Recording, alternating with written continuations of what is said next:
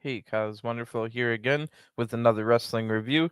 This time it's AEW Elevation and Being the Elite BTE from July 18, 2022. We'll start off with BTE since that comes out before chronologically, and this is episode number 315 of Being the Elite, and the title is We've Got Nothing Left. So the thumbnail shows us the Young Bucks doing their introduction before the three-way main event title match on Dynamite last week, where the Young Bucks lost the titles to Swerve and Our Glory despite not being pinned. It was a three-way match. So we've had a lot of heartfelt stuff on BTE in the past few weeks, such as Matt Hardy blaming himself and looking for remorse and accepting his fate that it was all karma because he was a bad man. Then we've also gotten teases of the Young Bucks and Hangman maybe reaching out to each other. So let's see what happens tonight. The episode starts with Matt Jackson saying, "Oh, look who finally decided to come back to work." So Brandon Cutler has made his return after 5 weeks of being gone, and that means we should get some great footage, and we do some awesome footage of the main event tag team triple threat match on Dynamite later on from Brandon Cutler's point of view in the camera outside the ring. You also get to hear everybody talking and stuff during the match. So if anything, if you're not a normal viewer of BTE, go check that out because the highlights of that match are wild. So Cutler gives them some new gear, them being the Young Bucks. Cutler's wife made for them. It's black and red for the Chicago Bulls, since the Bucks said that they are Jordan and Pippen from the Chicago Bulls to Swerve in Our Glory, Shaq and Kobe.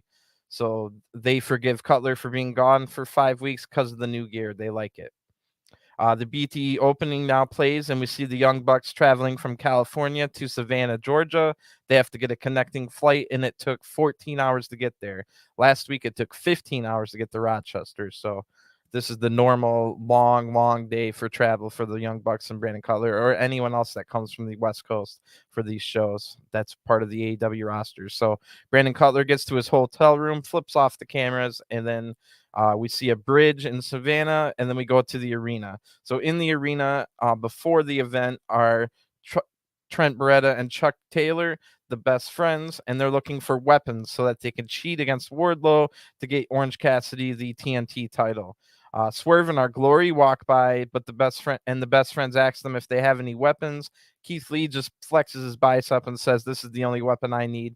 Best friends say they're trying to eliminate Wardlow and end his life. This makes Swerve and Our Glory say they're out, then they leave. So then they find a chainsaw, the best friends do, find a chainsaw and say, "Oh, that's the perfect weapon." Then they leave to go find gas for the chainsaw. Then we see a clip from Dynamite where the best friends got ejected from ringside for bringing the chainsaw out. In the back now, Cutler's now asking the best friends if they were able to cut up Wardlow. Chuck Taylor says no. I even went to that referee Bryce Remberg's wedding, and he still kicked me out for trying to chop a man with the chainsaw. What's his deal? So Trent calls Remsburg a coward, and they leave. Pretty funny overall. I enjoyed that. I did not enjoy Wardlow having to be in the ring with that goof Orange Cassidy, but the whole chainsaw thing I found hilarious. In the back after Dynamite now, Private Party are mad about another loss. Isaiah says something has to change. Then all of a sudden, Matt Hardy, who's looking rough, he's got a hood up over his head, and Matt Hardy walks in. So Isaiah says, "It's Matt's fault that they're in this mess. What the F do you want?" Matt says, "I'm sorry. I'm sorry I treated you guys that way. I'm sorry I sabotaged both of your careers." Isaiah Cassidy says, "Yeah, you did." And Matt says, "I did it intentionally because I was a selfish POS. I wanted to milk you for every dollar I could get out of you, and I'm sorry. I can't make things right, but here." Then Matt Hardy hands them both, Private Party, a check, individually checks, and Matt says, "That's the money I took from you. Everything that's happened to me, I deserve. I need one more thing from you guys, though." So Private Party says, "Now what do you want?" And Matt Hardy says, "I want you to hurt me. I need you to hurt me." Private Party are hesitant because Matt Hardy is looking like a crazy man. But Matt pushes them, so they beat up Matt Hardy, flip a couch over him, and leave. Matt then kicks over the couch and smiles. He's on a repentant tour to try and right his wrongs. So Matt Hardy not only giving back the money he stole from Private Party, but also allowing them to beat him up.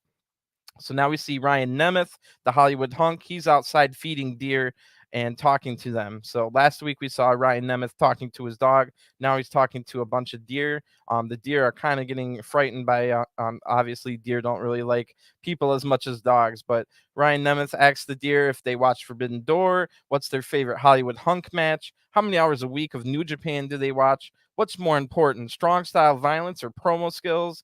Ask about work rate, like he did to his dog last week. He asked if they watch Wardlow versus Orange Cassidy. And then back inside his house now, Ryan Nemeth talks to his dog and asks the dog if the word kayfabe means anything to him. So again, I like this segment just like the week before. I like animals, and Ryan Nemeth's pretty funny with these questions. A lot of people might roll their eyes that it's not funny, but I like it, and it's way better than the weird, glitching, scary stuff Ryan Nemeth was doing the weeks before these last 2 weeks. So now we see John Silver. He's standing in front of a Pac-Man arcade machine. I think this is inside the Young Bucks bus that they were traveling in. So uh, Silver's holding his BTE title over his shoulder and says, "Today there will be a number one contendership match." Remember, John Silver won his title match last week. So to retain the title. Evil Uno will be getting another shot. He lost the last number one contendership match, but now it'll be Evil Uno versus Hangman Page. Both men think they will win, but then they're told it'll be a Pac-Man contest, which sounds pretty cool. You play until you lose all your lives, and the highest score in Pac-Man once you lose all your lives wins. So I feel really old because they barely even know how Pac-Man works. I was playing Pac-Man in the arcades when I was a kid. I'm not as old, like it's been around forever. Even my parents were playing Pac-Man at the bar and stuff, but Pac-Man was Pac-Man and arcades was still around. I'm 36, so I was feeling really old in this segment. Hangman wins the coin toss to go first. Hangman wastes a power pellet right away and then loses a life right away. He wastes another power pellet, but then uses the next one correctly, I think on accident. He lost the second life out of 3 right after that. 1 left.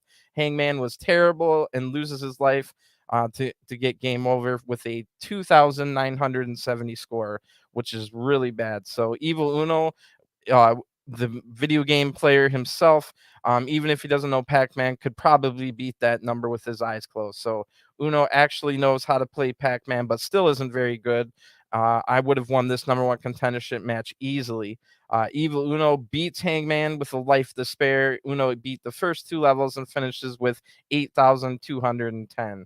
Um, so almost triple Hangman scores. Rick Knox, we're told, has the highest score on this cabinet, which makes sense. Rick would have been playing Pac-Man in the arcades back in the day. So next week, it'll be John Silver defending the BTE championship against Evil Uno. We'll have to wait and see what kind of competition it'll be, but it should be pretty entertaining. Silver and Uno had pretty good chemistry together in these scenes. So now we see the Young Bucks. They're making their entrance with Brandon Cutler following and recording on his camera. And we get to see a bunch of new angles from the amazing 3-way tag title match from Dynamite. This was amazing to watch. Make sure you go watch BTE for this alone, even if you're not a BTE fan. So the Young Bucks lose their title without having to get pinned. As the Bucks are leaving to go backstage, they see Hangman standing there. Hangman sees them, and then walks behind the curtain. Hangman does. Now we're in the trainer's room. With Matt Jackson. There's some sentimental music playing. I thought maybe Hangman was going to walk in, but he does not. Matt is being checked by the trainers. Now we see the Young Bucks on their bus. They're very sad, and they make Brandon Cutler turn the camera off. So the episode looked like it was about to end, but then we go back. Matt Hardy is on the floor still with that tipped over couch next to him, right side up. No, now. Private Party returns and beats up Matt Hardy some more, and then the episode ends. So maybe next week we'll see Hangman talk to the Young Bucks. We'll just have to wait and see. And we'll also get John Silver versus Evil Uno for the BTE title, and we'll see more repentant Matt Hardy stuff. So, and probably Ryan Nemeth talking to more animals. So we'll see what happens next week. Now it's time for AEW Dark Elevation from July 18th, 2022. And it was recorded before Dynamite last week in Savannah, Georgia on July 13. So this is from July 18, which is today.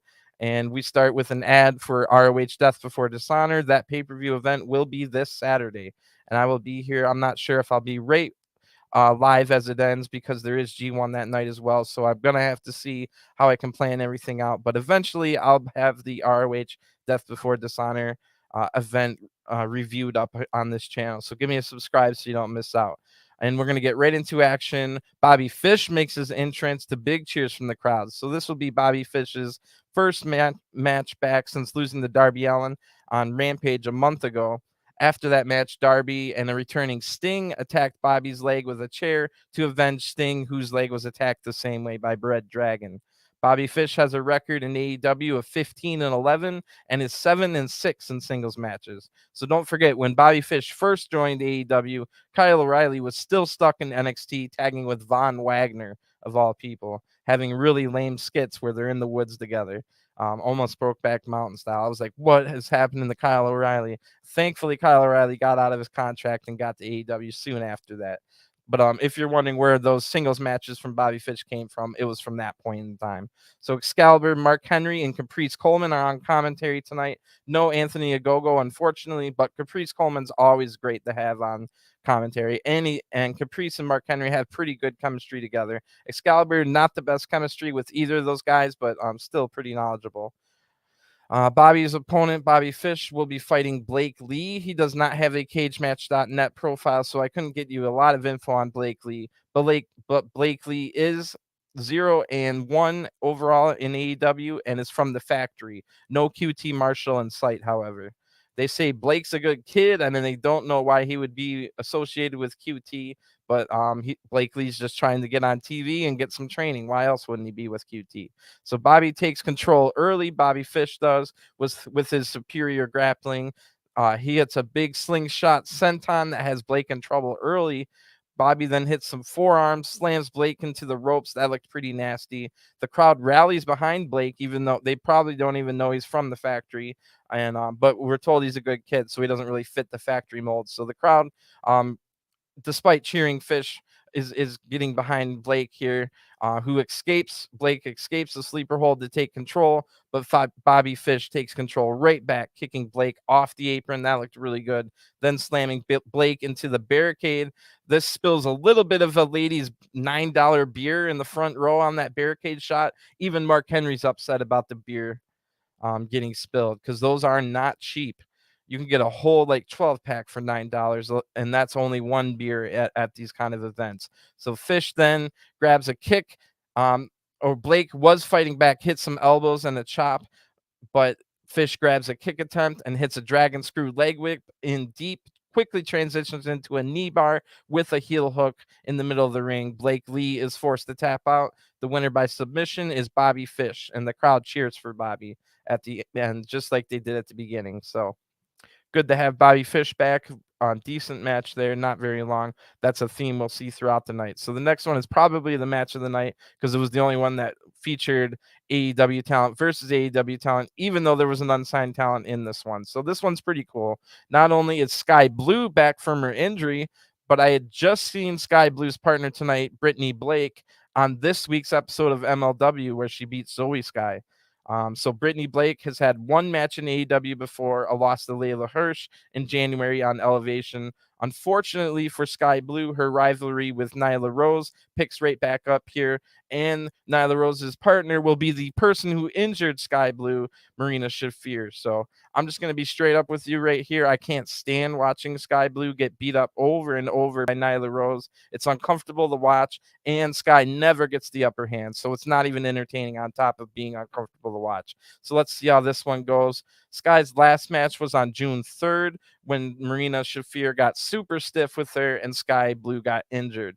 Thankfully, only for 6 weeks. That match was really intense and fun to watch, though, and I'm guessing Skye Blue is just learning how much she can take and stuff like that. So this will be the third tag match together for Nyla Rose and Marina Shafir. They have a 1-1 tag record together. Skye Blue has a record of 11-27. 9 of those losses are to Nyla Rose. So this she's 0-9 when Nyla Rose is in the match. Wait, no. There's been tag matches where Skye Blue's won, but she's never pinned Nyla Rose. And for whatever reason, WWE only refers to Brittany Blake as Brittany. So no last name for Brittany, just Brittany B. Nyla Rose hits music hits, and she comes out with Marina Shafir and Vickie Guerrero. Nyla has a 71-31 record, while Shafir has a 99-5 record. Marina then has half her hair dyed auburn or kind of red. It looks kind of strange the way it's half dyed here, half not dyed there. Little strange looking, but whatever you want to do, it's up to you. And it's your body. So Sky Blue comes out with her Prawn Star music and Prawn Star name. Sky Blue has no gimmick, so I basically in my mind have made up the gimmick that Sky Blue has the same gimmick as Val Venus, if you catch my drift. Brittany was trained by George South, who's a famous trainer of many, many stars. Brittany also has a gothic look that really doesn't fit with Sky Blue's look whatsoever in this tag team. Nyla and Brittany will start the match. Nyla offers a free shot, but then just hits a big lariat on Brittany before the free shot was taken. Marina now tags in, hits some big strikes. Brittany fights back with strikes of her own, but Marina just no sells them and punches Brittany in the gut with a big body shot. Marina then tags in Nyla and hits a massive judo throw. Marina does. Then Nyla comes off the top rope, or no, just hits a running splash onto a seated opponent for a 2 count. Pretty good, devastating there. I'm surprised that it didn't end the match right then and there. Sky Blue's now able to hit Nyla from the apron, and Sky's able to tag in now. Sky hits Nyla and knocks Marina off the apron. Finally, some offense from Sky Blue here, but I have a bad feeling she's going to pay for this. So Sky successfully hits a crossbody off the top rope. I thought that was going to spell disaster right there, but Nyla just gets up and then wrecks Sky Blue. So Marina tags in. She traps the arm of Sky underneath her own body, looking for the stomp on it, but Marina Sky Blue blocks this. Marina then goes back to some more judo throws and hits a German suplex. Brittany has to come break up the pin on that one. Sky's about to get hurt again from Marina. Really stiff shots here. Sky's arm got caught under her self when she landed on that suplex earlier as well. So not a very safe looking stuff here. Both tag out now. Nyla immediately takes control on Brittany.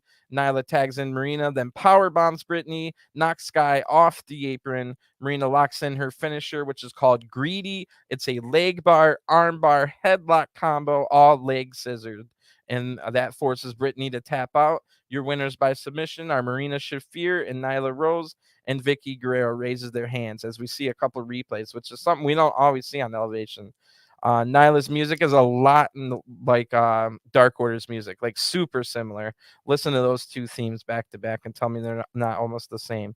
We're just gonna move on to our third match now. But yeah, that one we just saw was probably the match of the night, which tells you this wasn't a very good episode of Dark whatsoever, or Dark Elevation whatsoever. But I do explain maybe why a little bit later. So Amber Nova versus Julia Hart is going to be our next match. So Julia Hart comes out with her cool House of Black entrance by herself, though no other House of Black members. Julia has a record of 16-13 with a 7-3 record in 2022. Her hair is crimped again, just like last week. It helps Julia look a little bit more evil. Last week, Julia didn't do much in her match on Elevation. Let's see if this match is any better. Julia's opponent, like I said, is going to be Amber Nova. We saw Amber Nova on Dynamite this week. She was sitting in the baddie section alongside 3 other women and Layla Gray. Amber has a 0-10 record in AEW and is 0-3 in 2022. Her last appearance was 3 weeks ago on Dark, losing to Athena, and Amber Nova is a regular for the promotion's Shine. This is her first match ever against Julia Hart. So Julia tries some of her scare tactics that worked last week, but Amber Nova is not as scared as JC was last week. Julia starts strong, though, taking control. Julia tries to stare even more, but again, it doesn't work. Amber fights back with some strikes, but a hair pull takedown by Julia stops this attack. Julia then hits a nice cartwheel lariat into the corner. The 2-time national champion cheerleader has great tumbling and flips. Julia then goes from that to locking in the brutalizer. Amber Nova is forced to tap out. The winner by submission is Julia Hart. Julia stares into the camera. It's kind of cheesy instead of creepy or scary.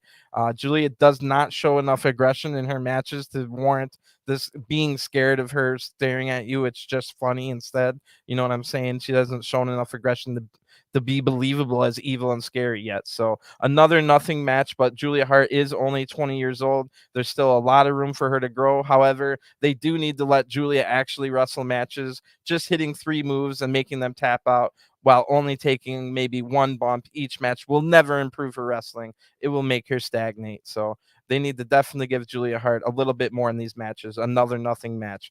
Ethan Page is out next with Dan Lambert and his amazing all ego music. Really good music. Glad that it's back. He was coming out to the Men of the Year music a lot more than recent. So Ethan has a record of 29-10. He's 14-7 in singles matches, and Ethan had a really great match against Colin Delaney on Elevation last week. So he gets the chance again with another good talent already in the ring is Ethan Page's opponent, Leon Ruffin, who is 0-4 in AEW, 0-2 in singles matches. The formerly known as Leon Ruff is a former North American champion in NXT. So this is the first match between these two competitors.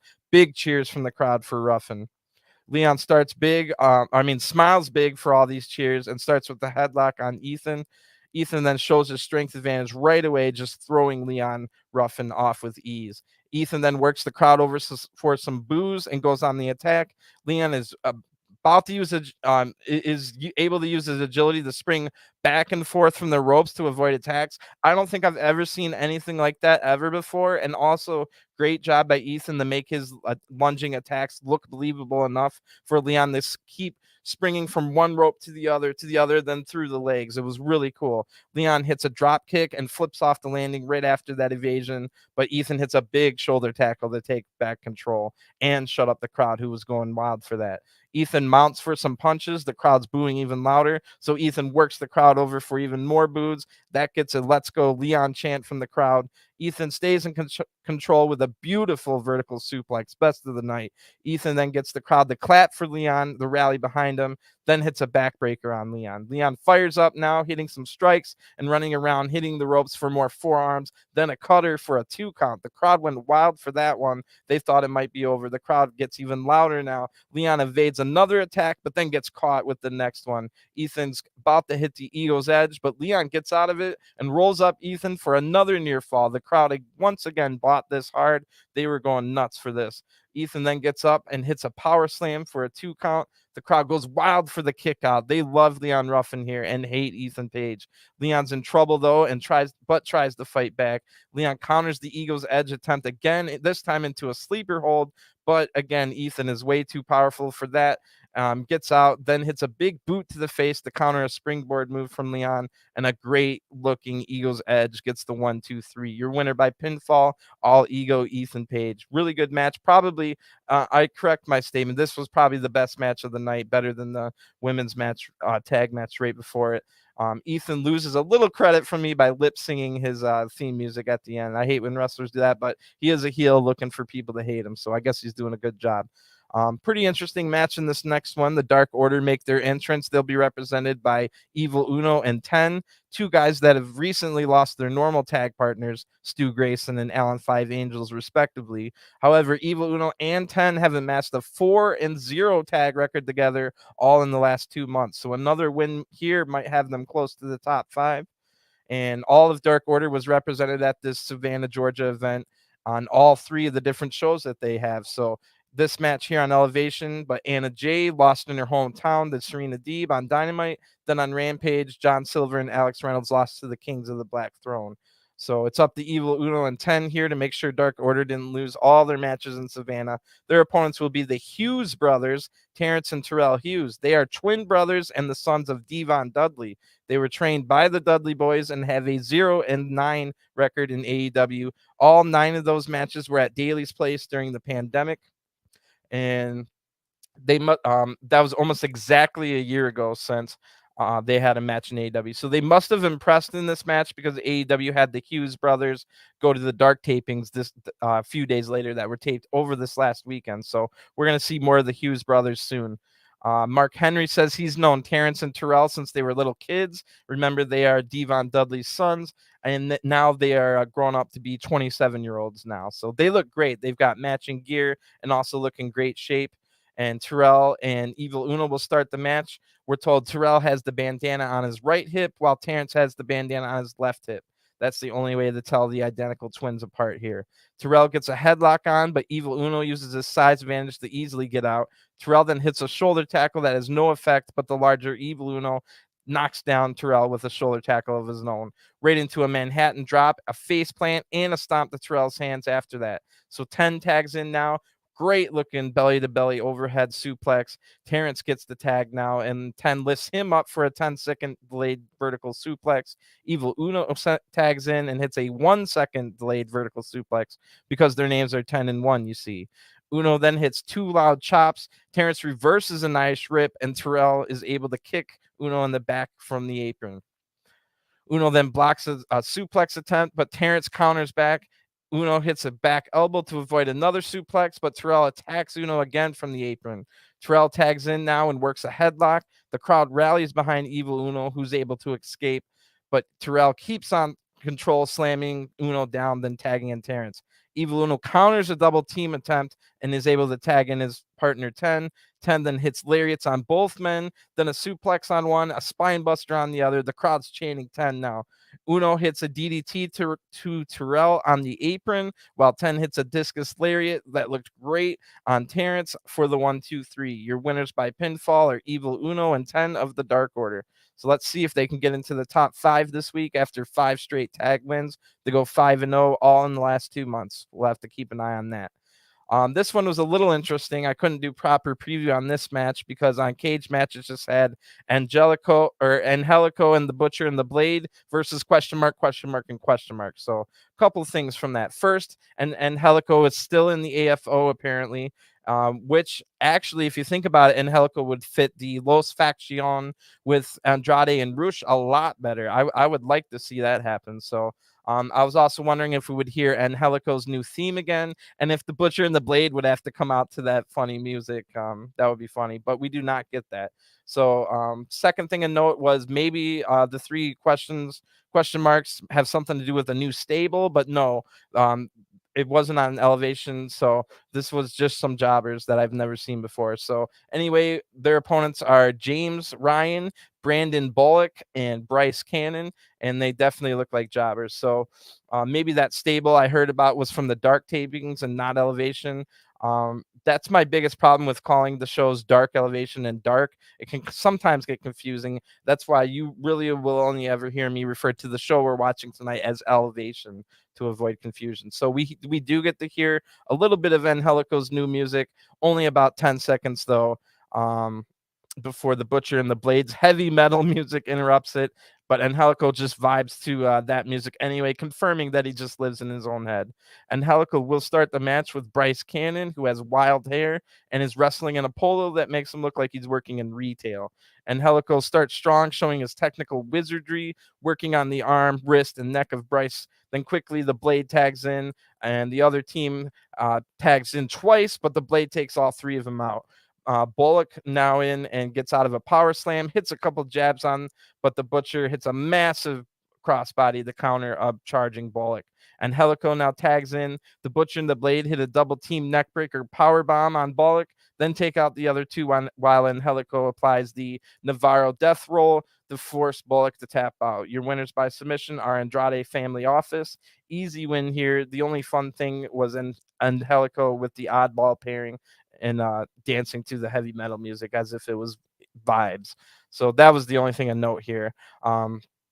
Not Tony Nese is going to fight John Walters next in our main event. So Tony Nese comes out with Smart Mark Sterling. Nese has fallen into this role of winning against everybody that's not signed to AEW, but then losing every match to AEW signed talent. So Nese has failed in both TNT and ROH Pure title matches and failed to win 2 battle royals for title shots. His record is 18-7. We last saw Tony Nese losing to Orange Cassidy on Rampage a couple weeks ago.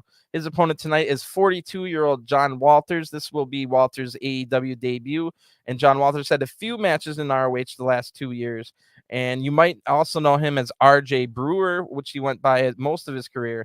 and seemingly John Walters retired from 2014 until 2018, coming in back under his new ring name. So John Walters has wrestled all the great technical wrestlers in the world, so Walters must be a good technician himself. So this has potential to be good, and maybe that's why it's the main event. It's been a very average, mundane episode of Elevation so far, so maybe this can save the show. Spoiler alert, it does not. So maybe AEW didn't want to wear out the crowd with any good matches. Sometimes we'll get a good match or two on Elevation, but if you remember, that was maybe a potential top 10 Dynamite ever, and they still had to have energy in the crowd for when Rampage was after. So it looks like they did not want to wear down the crowd with any good matches, and Elevation suffered because of that. But it makes business sense that you want your crowd to be loud for not only Dynamite but the Rampage after. So just the an unfortunate thing of taping 3 different shows all at once. Usually we anyway, John Walters is former ROH Pure champion, and Tony Nese starts off with a bicep pose. Not a long match here, so Tony Nese takes control with a shoulder tackle. Nese ties up Walters in the Tree of Woe, then does those kicks where he's like cycling while he's doing sit-ups and stuff. I like that move. We used to see it on 205 Live a lot. Walters now fires up. He was pissed about that.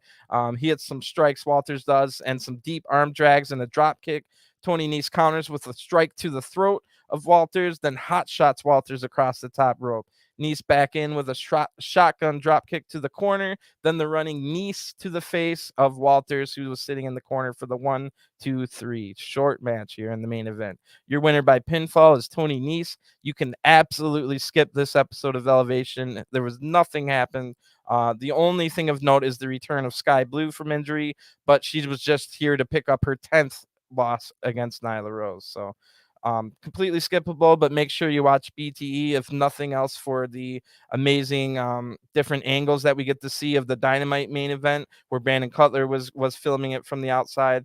We also got a little bit more of the Matt Hardy redemption story, and it looks like Hangman and the Young Bucks are going to have some kind of conversation very soon. So tune in tomorrow. Hopefully we have another epic version of Dark, although they didn't make any announcements like last week. Remember, we got to see on Dark a Tokyo Joshi Pro match and a Rev Pro match tacked on to the normal Universal Studio stuff. So no announcements tonight, so I'm assuming we're going to go back to just the Universal Studio stuff. But I think these are going to be the first. These were just taped over the weekend, so these are some fresh matches that we'll see on Dark tomorrow night. And I always review Hey EW with RJ City, also with those Dark reviews. So I'll see you tomorrow night for that, sometime late night as well, some around the same time as I am tonight. So hit me a subscribe if you're interested in that, and we'll see if Dark's any good. It has to be better than this Elevation. And then, of course, I'll be here Wednesday for Dynamite. So have a great one. I'll talk to you guys again soon. Peace.